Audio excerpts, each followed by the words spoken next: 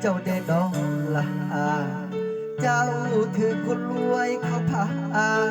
ขึ้นสวรรค์แล้วทิ่มลงดินเป็นตัวสำรองอยู่ห้องน้อยๆน้ำตาไหลลิน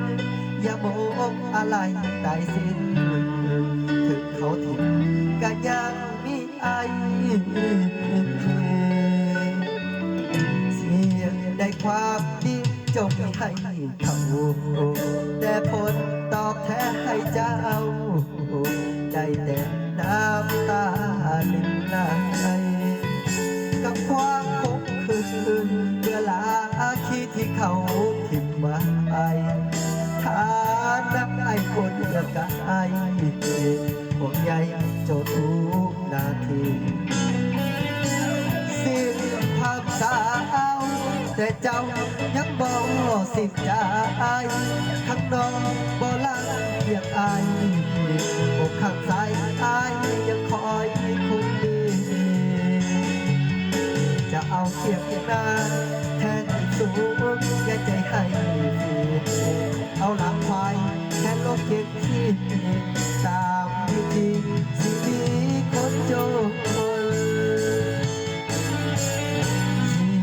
ใจที่เหลือยังมีความหมาย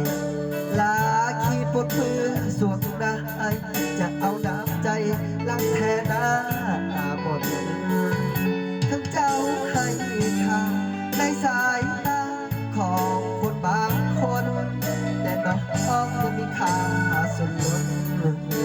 สำหรับคนจนเจ้าคือดาฟ้าความสาว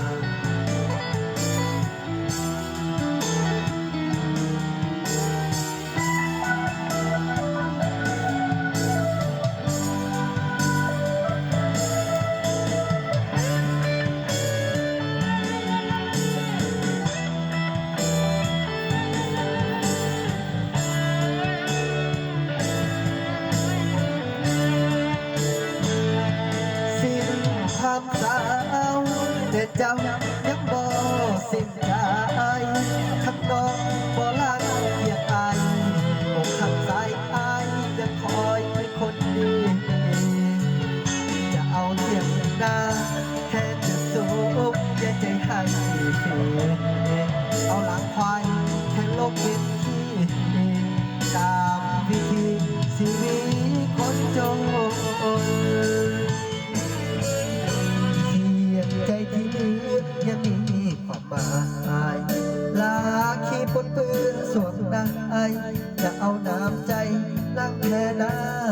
หมดถึงเจ้าให้ค่าในสายตา